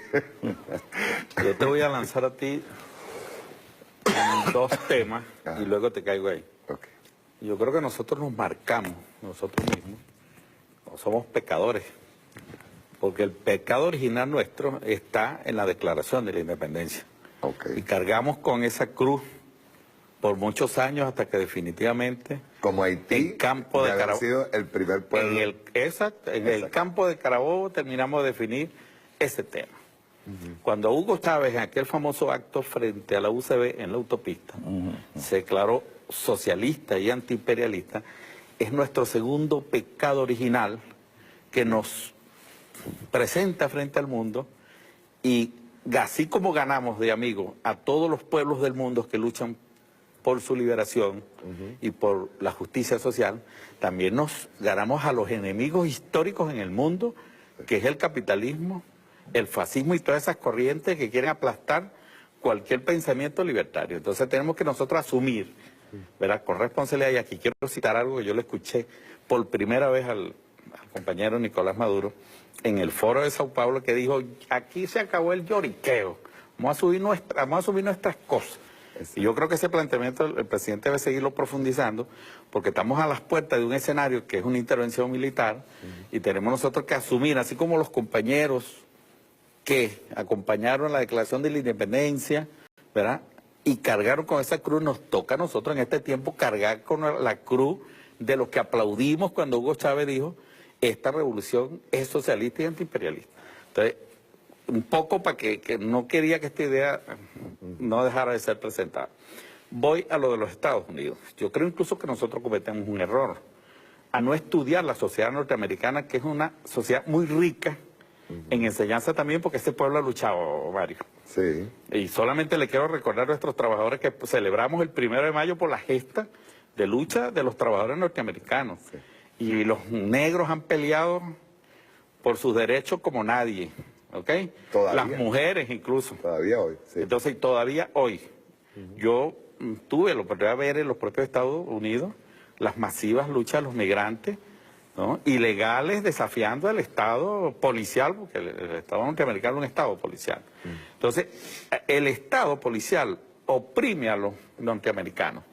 Y el problema de la droga, tú lo tocaste, tiene que ver con la necesidad de adormecer a ese pueblo y a la juventud fundamentalmente, para evitar precisamente la respuesta social a una sociedad muy opresiva, que es el capitalismo, bueno, en su máxima expresión, ¿ok? Oprimiendo al propio pueblo de los Estados Unidos. Y la revolución en el mundo, para que sea posible, necesita contar con los movimientos sociales norteamericanos, con los partidos progresistas que existen, más en la clandestinidad, porque ahí no permiten, ¿no?, la libertad de partido. Ahí solamente es el establishment y cualquier otra cosa que se llame socialista, comunista, verde, es subversivo. Y le aplican la ley patriota, ¿no?, el artículo sobre terrorismo, en fin. Esa es la sociedad norteamericana. Pero ahí hay como quien dice, una sociedad que, como el río que corre bajo las hojas, ¿no?, que está moviéndose, y tarde o temprano esa sociedad va a responder. Para empezar, que hay millones de gente por los niveles de pobreza extrema. Estamos hablando de un polvorín allí. Este señor, Trump, es hay varias definiciones de él. Yo soy de los que creo que ese señor no va a terminar su mandato, porque genera todo tipo de contradicciones en la sociedad norteamericana, incluyendo al establishment. Y como dices tú, fueron contradicciones innecesarias. Innecesarias. Por ejemplo, yo a veces me he preguntado, Mario, porque si algo tiene el Departamento de Estado, yo respeto esa diplomacia, está muy bien asesorada. Lo más granado de sus universidades contribuyen al pensamiento y a la discusión. Mira, eso que Trump le dio una patada al acuerdo con Irán, ¿tú sabes cuántos años tiene trabajando la diplomacia americana ese acuerdo? Tiene más de 25 años, Mario. El tratado transatlántico, tienen, pero todos los años del mundo. Y le dio una patada. Y le dio una patada a eso. El propio de América del Norte, tú sabes los años que les costó trabajar eso, y ahora queda en no sabemos qué, porque bueno, Peña Nieto firmó ahí un mamotreto que creo que es peor de lo que tenía, pero el presidente nuevo tendrá que revisarlo. Canadá no lo ha querido firmar, imagínate tú, así será de obsceno las nuevas condiciones que Trump pretende. Me pregunto, algo que le ha costado a la inteligencia diplomática norteamericana llevarlo a la mesa para que este señor venga y deshaga eso, tiene que generar contradicciones hacia adentro, porque no son ningunos tontos, son gente que también trabaja por la hegemonía norteamericana, simplemente que lo trabaja desde la inteligencia. Exacto. Que hace posible que el dominio norteamericano avance por escenarios no guerreristas, porque el planteamiento guerrerista es, digamos, el más inestable, sí, el que no garantiza precisamente el éxito. Y era utilizado para recuperación económica, pero ya no se puede. Es así. Porque desde el 2008 ellos no han podido arrancar. Y lo otro que yo veo, por lo que vi en el planteamiento de la campaña, yo creo que este Trump es un traicionero, cachuero. Sí. Él representa un sector económico de los Estados Unidos, que era el que estaba deprimido, el que está en recesión, y de la noche a la mañana se brinca para el sector que apoyó incluso a la Clinton, que es los que han gobernado los últimos 50 años en los Estados Unidos, el complejo industrial militar norteamericano, la banca especulativa, o sea, estamos hablando de los sectores, ¿no?, que tienen el poder real allí. Y dejó ensartada una gente que está esperando por una política que él iba a trazar para hacer a los Estados Unidos potencia. Les estaba diciendo, yo los quiero recuperar ustedes. Incluso el discurso fue en Detroit, para mostrar que una ciudad que es una chatarra, y ahorita hoy es una ciudad fantasma, que todas las empresas están paradas. Él quiso decirle, yo voy a trabajar por ustedes, pero bueno, ya se les olvidó, ¿no? Y prefirió cuadrar con el establishment. Bueno, entonces, ese conjunto de contradicciones que él genera, tarde o temprano lo van a devorar. Y él tiene muchas debilidades, entre ellas que él es un evasor de impuestos y otras tremendas. Es un ladrón genético. Sí, y otras cosas que le han salido por ahí últimamente, de todo tipo. Entonces, aparte que la última denuncia que está marchando sobre el problema de la interferencia soviética o rusa en las elecciones norteamericanas, también se la tienen pendiente por ahí. Entonces, yo creo que algunos de esos expedientes le van a sacar y él definitivamente no va a terminar su mandato. No, y hay una cosa que es bien importante aquí. A ver, Soto, él se metió con un sector que se maneja a veces hasta solo. Cuando ven que un presidente no va de acuerdo con los intereses norteamericanos, ese sector se maneja solo, que es el sector de inteligencia. Se metió contra el FBI, claro, se metió contra la CIA, o sea, se está metiendo con sectores que prácticamente andan solos, porque podrán cambiar al director de la CIA, pueden cambiar al director del FBI, pero la estructura es la del Estado de siempre. Se mantiene. Y eso ocurre en el Pentágono y en el Departamento de Estado. Sí. Viene los tiempos de Truman, John Foster Dole, o sea, ahí hay un establecimiento. Pero fíjense, cuando la guerra de Vietnam fue heroica, por supuesto, pero en los Estados Unidos se levantó un movimiento de masa por la paz. ¿Cómo no? Significativo. Coño, veía a sus hijos regresar en... Por cierto, que hasta Kerry participó en esas protestas contra la guerra, no wars. Por eso nosotros tenemos que perseverar mucho, pues. Y en eso creo que está absolutamente claro el presidente Maduro. Porque yo lo veía en plena guarimba del 2014, la paz, la paz, la paz. Ellos quemando gente, haciendo cosas, la paz, y al final desaparecieron, pues. Entonces yo creo que... ¿Sabe qué les pasó?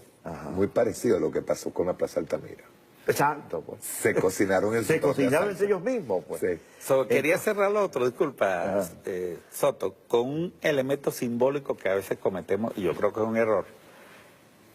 Por ejemplo, algún grupo nuestro quema la bandera americana. Esa bandera no es de Trump, esa bandera es del pueblo estadounidense, y nosotros debemos respetar eso. Sí. Y le estamos enviando un mal mensaje, cuando deberíamos más bien es levantarle el mensaje de que esta lucha nuestra por un Estado social de derecho y de justicia también lo queremos ver allá para ellos, para todos los norteamericanos. Y que esa bandera la quisiéramos ver junto a la nuestra, marchando para enterrar precisamente el capitalismo, como decía Luis Primera, ¿no? Que es el enemigo de todos los pueblos del mundo. Por cierto que hay una contradicción también terrible ahora, en este momento, en los intereses de cada estado. California está por tirarse un referéndum para ver si se convierte en gobierno autónomo, sin obedecer las instrucciones de Washington. Y lo dice de una manera determinante. Dice, mira, somos el estado que alimentamos a Estados Unidos. Igual está pasando con Texas. Puerto Rico ahorita. Puerto Rico. Se acaba de empezar a dar un movimiento, no el tradicional independentista, sino incluso el gobernador, la alcaldesa, hasta Mar Anthony creo que salió por ahí respondiéndole al señor Trump. Y de que son pro-norteamericanos. Bueno, pero le dijeron a Trump, mire, compañero, porque él dijo que había hecho su mejor obra, digamos, asistiendo al pueblo puertorriqueño después de la tormenta de María, y fue todo lo contrario. Los puertorriqueños vieron que fue que los abandonó y no les prestó ninguna atención. Pasó lo que Bush con Nueva Orleans. Igualito. López, que estabas hablando lo del movimiento de Vietnam. El movimiento de la paz es fundamental, pues. Y creo que esta bandera nosotros no la podemos aflojar. En cualquier circunstancia nos tenemos que levantar siempre la paz, porque es la garantía de que la humanidad pueda sobrevivir a una confrontación nuclear. El mundo ha llegado a una paridad atómica a nivel de las grandes potencias, pues. Y tenemos más de 80 años con esa espada de Damocles, pues. ¿Cómo resolver esa situación? Entonces, la cuestión por la paz es fundamental. La cuestión por el ambiente, son miles y miles de gente, pues. Más allá de los problemas reivindicativos y sociales de los pueblos, hay que levantar un conjunto de cosas que son importantes. Pero hay que estudiar la historia norteamericana. ¿Cuál es el papel ahorita mismo de China y Rusia en este contexto? ¿De Rusia? Rusia y China. Yo creo que la tendencia es a conformarse un bloque de poder, no solamente militar, ya hay un acuerdo militar entre la República Popular China y Rusia, pues, de hace más de 10 años. Pero eso está llegando también a acuerdos económicos, a acuerdos integrales, pues. Y con la China, bueno, los corredores chinos, la ruta de la seda, Eso va a atravesar toda la Europa de punta a punta y África y los canales de aquí de la América Latina, el puerto de Cuba, Cienfuegos. O sea, y eso es para allá, pues. Por eso es que ellos están desesperados, pues. Están absolutamente desesperados, pero tenemos que buscar, hay que estudiar. Yo recuerdo una entrevista que una vez se lo hizo García Márquez a Fidel Castro. Cuando Fidel entregó el poder y tal, le dijo que Fidel no solamente tenía un conocimiento de la realidad cubana, sino que era de los pocos políticos de la América Latina que tenían un conocimiento importante de la sociedad norteamericana. Y no por casualidad había derrotado a 12 presidentes de los Estados Unidos, pues. Parece poca cosa, ¿no? Que no es cualquier cosa, pues. A nosotros nos toca derrotar, pues. Así él vio desde Eisenhower hasta Obama. Sí, nosotros no solamente vamos a derrotar pequeñas cosas como el Almagro, pues. No, nosotros tenemos que librar una batalla para derrotar políticamente y en el debate al presidente Trump. Y las Naciones Unidas siguen siendo un escenario importante. Fíjate que en todos los escenarios que hemos ido... Todos los foros internacionales creo que son importantes. ¿Saben derrotados? Bueno, Dersi, el tamañito de Dersi, chicos. Se fajó allí y salían noqueados totalmente. En el Mercosur que salieron corriendo porque llegó. Sí. O sea, no aguantan un debate en ningún escenario. No aguantan. Entonces nosotros tenemos que ir a todos los escenarios posibles con nuestras verdades. Ahora mismo, incluso ahora mismo saliendo de la OEA, pues nosotros solicitamos ya la salida. Lo que decía Diosdado es verdad, nosotros tenemos que ir a la OEA como país miembro todavía a pedir la renuncia de Almagro. Claro. Un tipo que se convirtió en lo que debería ser, que fue era un árbitro, pues esa es su función, pasó a ser un parte hostil en contra de Venezuela. O sea, hay que pedir. Y hay una cosa que yo quiero reforzar. Hay que pedir que renuncie ese señor por inmoral. Y también que lo OEA. Los pueblos no pueden llevar ningún reclamo. Primero porque no pueden entrar a los Estados Unidos. Ahí solamente entran los que ellos quieren. Entonces, ¿cómo hacen los pueblos, por ejemplo, de América Latina y el Caribe, que se sienten agredidos, que están siendo agredidos, por ejemplo, el caso en Colombia, no tiene ninguna posibilidad de llevar ninguna denuncia? Ahí solamente llegan las denuncias codificadas a la OEA. Entonces, hay que plantear, ¿no?, que eso OEA, ¿por qué los pueblos no pueden llevar las denuncias allá? ¿Cómo hacen los pueblos para romper el bloqueo que Estados Unidos tiene de que los pueblos no pueden ir libremente a la OEA? Entonces, ese organismo está condenado históricamente a su desaparición porque es antihistórico. Responde a los intereses precisamente de los gringos y no necesariamente... Siempre Cuba era un ministerio de colonia. Así lo definió y no se, como dice, perdió en el tiempo ese concepto. Hubo está una falta de respeto, Soto. Una falta de respeto. Cuando tú ves a los voceros de la derecha en Miami diciendo que cómo era posible que esas islitas del Caribe, que algunas tendrían hasta 100.000 habitantes, tuvieran derecho a voto. Bueno, entonces, hay que buscar la configuración de las Naciones Unidas. Párame, ¿sabes quién es uno de los voceros principales? Yo me imagino que tendrán que hacer, no sé, una modificación en los estatutos de la OEA en sus estertores, pues ya muriendo, ¿no? Sí. Que sería... No te extrañe que esos madrugonazos puedan ocurrir ahí. Sí, que te agarren y te impongan una nueva estructura de votación en donde diga que, bueno, que van a votar todas las islas en un solo bloque y un solo voto. Sí. Aplican el reglamento que tienen las universidades venezolanas, las autónomas. Eso. Ese lo aplican a la OEA. Sí, señor. Bueno, pero habrá que explicar en las Naciones Unidas la isla Marshall, que según son 5.000 habitantes, pues. Bueno, ¿y cómo queda la India con 1.000 millones de habitantes? ¿Cómo queda la República Popular China? Entonces van a tener que trasladar todos esos mecanismos para China y para India, pues, si es porque es que están locos. Porque no tienen argumentación histórica, no tienen argumentación filosófica, no tienen argumentación política, no tienen argumentación económica. Bueno, eso es su doctrina económica. El keynesianismo que nos llevó a la Primera y Segunda Guerra Mundial. Y el fundamentalismo neoliberal que ha creado todo ese desastre que está en América, que está en el sur de Europa y que está en el Medio Oriente. Pues esas son las bases, pues. Y eso lo dijo ¿cómo se llama? El libro de Más allá del capital. De Mesaro. Mesaro decía que la globalización neoliberal no puede discutir fraternalmente porque es imposible que ellos vayan a la esencia, a la causa-efecto que genera esa situación. Exacto. Entonces, yo creo que no hay otra alternativa que refrescar las ideas porque históricamente ha luchado la humanidad. Y en eso sin duda entra el socialismo, pues. Entran las corrientes cristianas que se enfrentaron a todos los imperios antiguos. Por eso el éxito político del comandante Chávez es que lanzó la flecha no hacia la izquierda, hacia la derecha.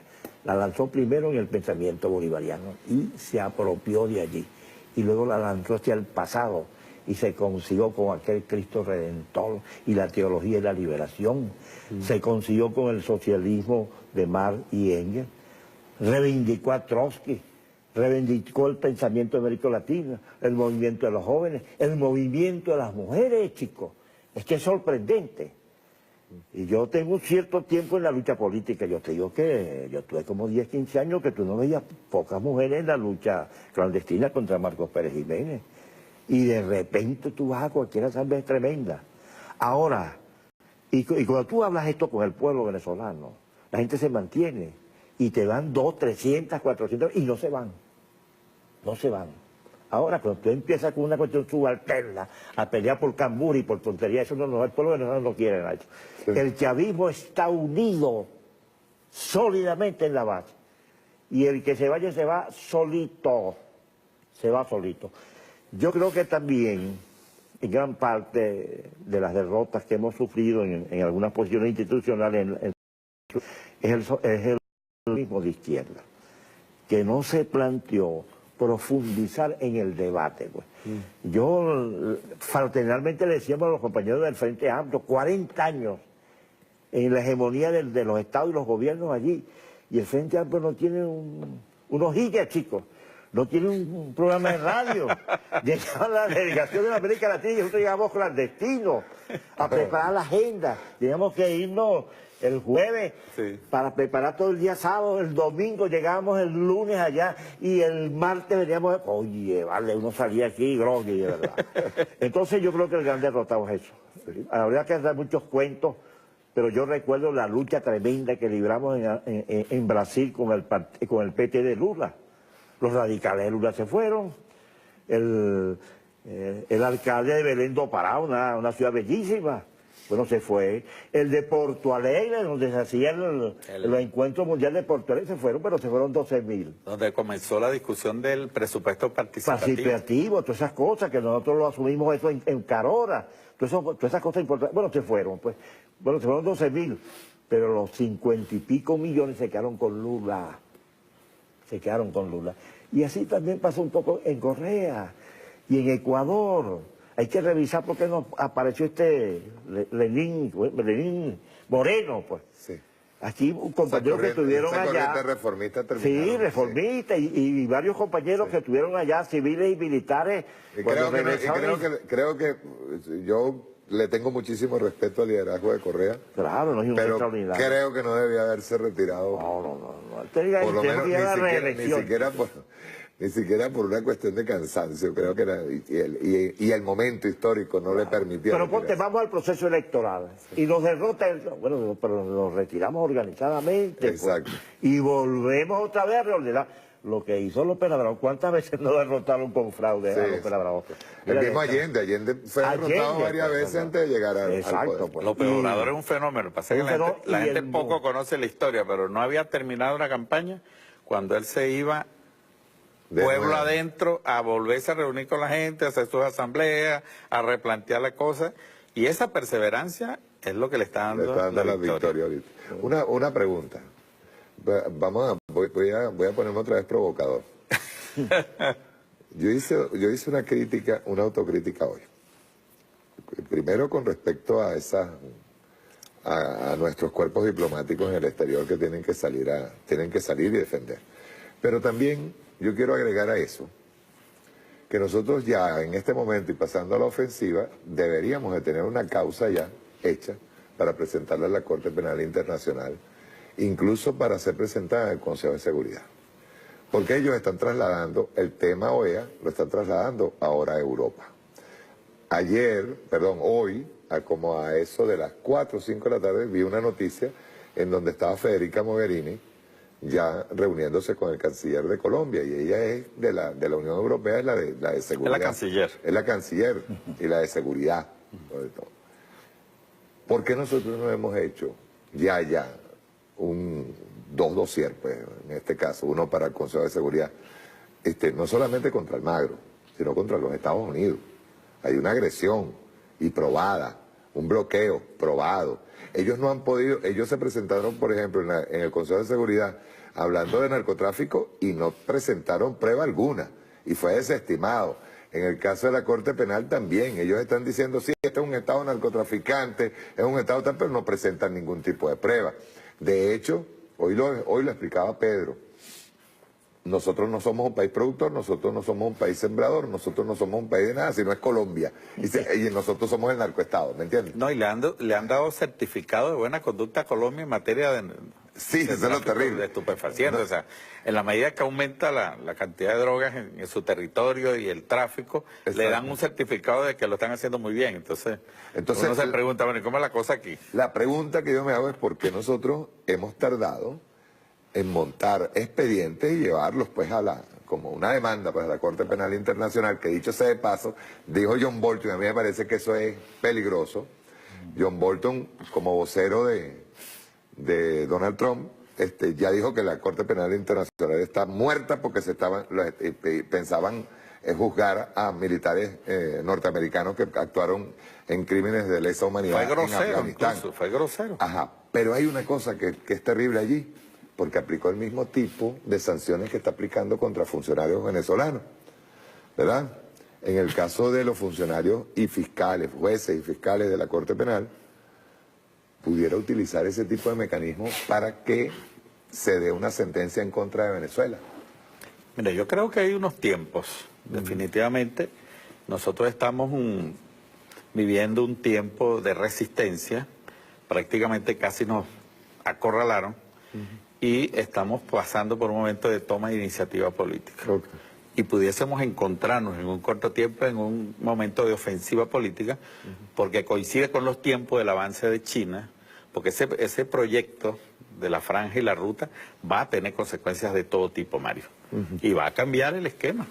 En la lucha, digamos, por derrotar la hegemonía, va a hacer una contribución, así como las cosas que vienen ocurriendo en el propio Medio Oriente, destrozado como está. De allí va a emerger un orden de la sociedad que responda a sus intereses tribales incluso. Por el caso de Libia hay un problema tribal allí. El rumbo que ha tomado Turquía, país de la OTAN, que estaba alineado incluso en el mapa del Medio Oriente, y hoy en día tú lo ves como que... el sector de petróleo de ISIS. Y ahorita está en otro escenario, ¿no?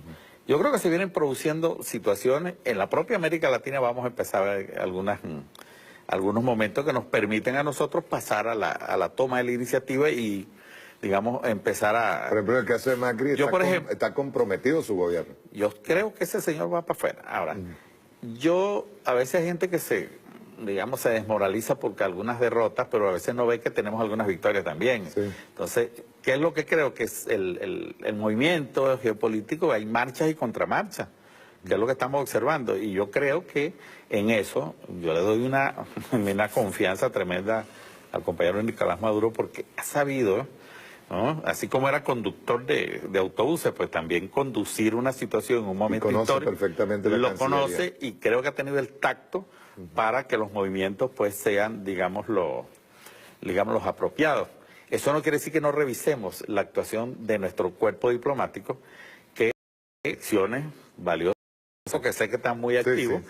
Hay otros que, bueno, que sumamente pasivos, y algunos que no hacen absolutamente nada. Yo creo que eso debe revisarse. Exacto. Y yo estoy totalmente de acuerdo contigo cuando hiciste el planteamiento.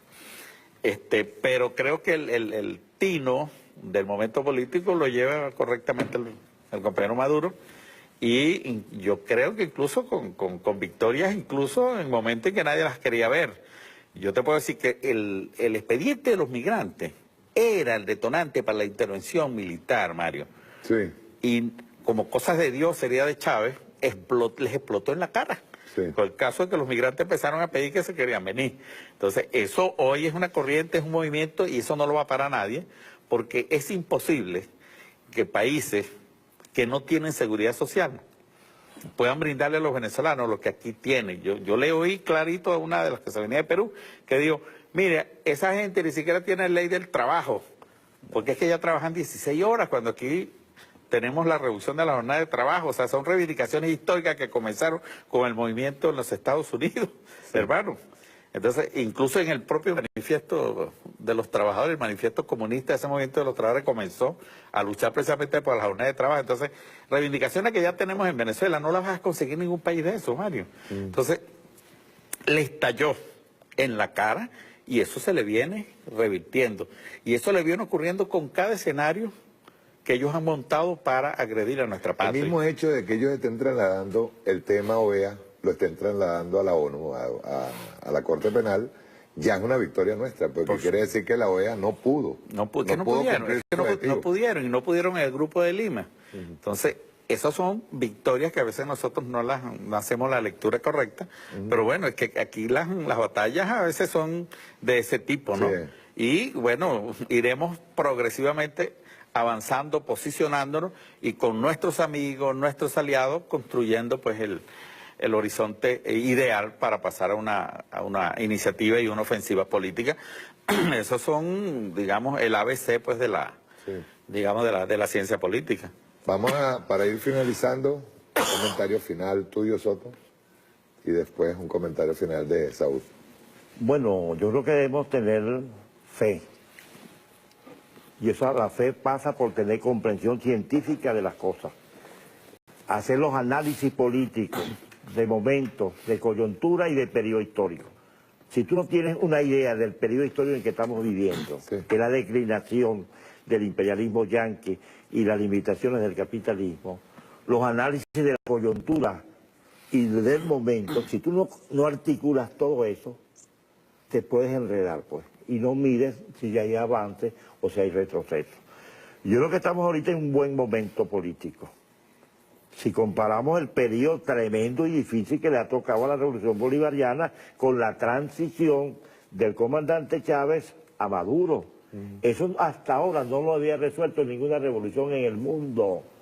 Y los que lo habían resuelto con mucho trauma. Yo me recuerdo que hablando con el presidente del Parlamento chino, Wu Guangzhou, en 2011, que ya había el síntoma de Chávez y cosas de esas, ellos me decían, ¿cómo va? Hay garantías de la transición. ¿Cómo va a ser esa transición? Va a seguir la misma política. Porque están preocupados, porque a ellos les llevó una lucha interna. Tú me hablaste hoy del proceso chino hasta lo que es hoy. ¿Puedes contarlo rápidamente? Bueno, mira, entonces ellos les llevó 10 años aquella lucha interna con la revolución cultural, Deng Xiaoping, Mao Zedong, eso les llevó casi 10 años. La van de los cuatro. La van de los cuatro, hasta que nos convocaron. Pues nosotros siempre hemos tenido buenas relaciones de esta pequeña organización llamada Liga Socialista. Entonces en 1984 nos invitaron, tan vivos, David Nidé, que tú lo conoces, y tres más, Jesús Martínez. Y esa delegación tuvo como un mes invitado por ellos y por gastos pagados por ellos.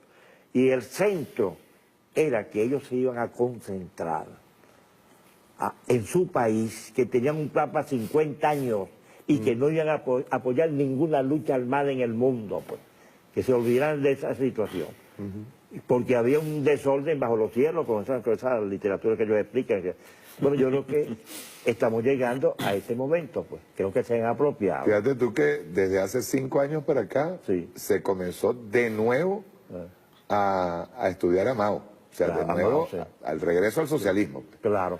Y hay que leer. Yo tengo un libro que me lo entregó el penúltimo embajador. Digo, nos estamos preparando para el balance histórico de los 100 años del Partido Comunista creo China. Que el año que viene. No, el 2021. 2021. Fíjate que ya empezaron a circular las cosas. Y están los libros de Xi Jinping, el sueño chino, eso son como 900 páginas. Entonces tenemos que prepararnos en ese debate político-ideológico, porque es el debate, bueno, del socialismo, de la internacional, todos esos procesos que ha vivido la humanidad. El comandante Chávez habló de una oportunidad que teníamos que hacer una quinta internacional. Una quinta internacional. Exacto. Nosotros tenemos un movimiento muy afín a nosotros, que son los intelectuales de la América Latina y del mundo, que son una cantidad de intelectuales extraordinarios. Yo creo que es una buena base para este enjuiciamiento político a la política norteamericana y a los tribunales populares antiimperialistas que tenemos que construir en el mundo.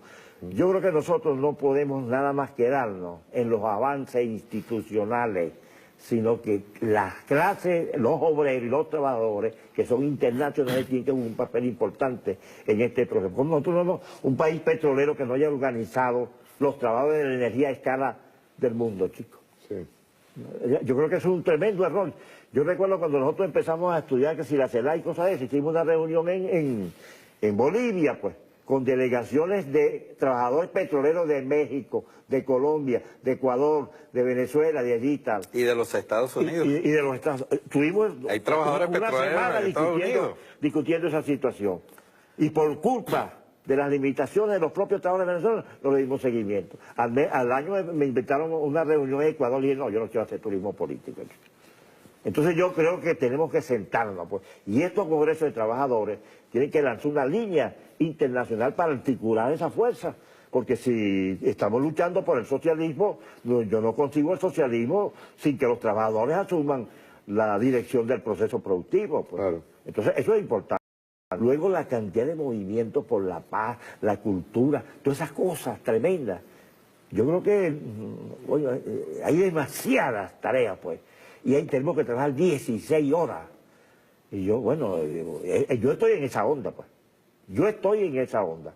Y mira, hace 72 horas yo tuve un programa de radio y televisión de 2 horas con la gente de las islas de ahí de España, ¿cómo llaman? Canarias. Las Islas Canarias. 2 horas ahí por Radio Borondón y cosas de esas. Y estaba un plantel de amigas y periodistas haciendo preguntas y directas. Y eso lo podemos hacer por todas partes. Claro. Por todas partes. Claro. No solamente eso, sino yo salgo dentro de poco seguramente a Guaribe, pues. Bueno, y tú vas a ver, ahí van a ver 200, 300 personas que van a discutir esas cosas. Yo creo que eso es lo que quiere el chavismo. Y es lo que queremos, ¿no? Esto es una revolución de las ideas fundamentalmente. Sí. Y tenemos que romper la frontera, porque hace siglos el capitalismo rompió esa frontera. Sí, sí. Saúl. No, bueno, mira, yo definitivamente un mensaje a nuestro pueblo. Yo creo que tenemos una responsabilidad histórica, que es derrotar la hegemonía del imperialismo. Y ese momento, bueno, cada día se acerca más. Y nos tocó a esta generación, Mario. No se la vamos a delegar a nuestros nietos ni a otra generación, vamos a asumir la nuestra. No hay descanso. El chavismo tiene las condiciones. Chávez nos dejó un verdadero partido que no tuvo la posibilidad de verlo porque él lo quería ver. Es decir, yo lo quiero ver ganando elecciones, pero lo quiero ver con el compromiso social barrio adentro. Ese partido hoy existe en las bases. Por supuesto que puede ser mejor, puede tener una actuación, digamos, estelar. Y frente a las amenazas que tenemos, yo estoy seguro que esa estructura se va a cubrir de gloria haciendo lo que tiene que hacer en estos momentos. Sería una transformación de la estructura electorera pues, que tuvo el movimiento Quinta República a una estructura social real. Hoy la tenemos, a lo mejor no como... Social y de defensa, ojo. Hoy lo hablábamos con Pedro. No, y ahorita está trabajando en eso. Sí, señor. No sería motivo de este programa, pero ya se está trabajando en eso. Entonces, él no lo vio, pero construyó las ideas, hizo el planteamiento y se está materializando. Y en la práctica, eso es lo que es el chavismo hoy. Una profunda fuerza transformadora que está en condiciones, Mario, de asumir el reto y el desafío que está planteado en este momento frente a la amenaza imperialista y sus aliados. Porque también el chavismo está construyendo aliados. En los pueblos, en los partidos políticos, en los movimientos sociales, sindicales, etcétera. O sea, estamos también construyendo nuestra fuerza y en la batalla, bueno, se verá quién definitivamente se va con la victoria, y yo estoy convencido que como la razón la tenemos nosotros y nos estamos preparando, pues también tendremos la posibilidad de que esa victoria la saboreemos. Ok, muchas gracias, Saúl, a Sotorroja. Nos vemos el próximo sábado. Chao. Presiones infernales, el mando iris tomó del suelo y alzó tanto su voz.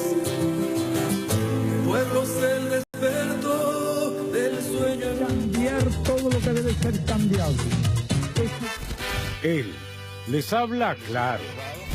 Yo me imagino a esa gente cayéndosele la baba, escuchando al señor, ¿cómo se llama? Pompeo, ¿qué se llama? Los carga locos. Esa señora está tocada, de verdad, tiene un, ¿cómo se llama eso? Un fusible con problemas. Simplemente Diosdado.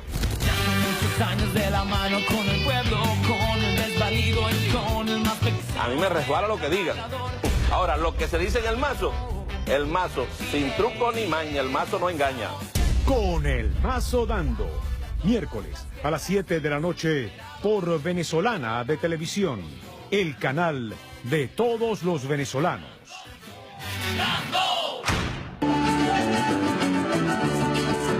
Cuatro Nuevos Pueblos es un proyecto cultural apoyado por PDVSA. Soy participante también de constructores de sonido. No solo toco el instrumento, sino que también lo puedo construir. Es una satisfacción cuando aprendemos a ejecutar un instrumento, y sobre todo es mayor la satisfacción cuando el instrumento que nosotros tocamos lo elaboramos nosotros mismos.